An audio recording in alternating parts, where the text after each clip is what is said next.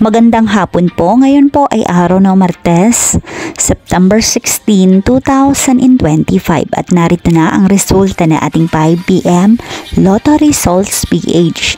At para po sa draw natin ngayon ay ang 3D Lotto at ang 2D Lotto. At para po sa Lotto More updates, pa-subscribe na lang din po ako sa aking channel at pahit na din ng notification bell.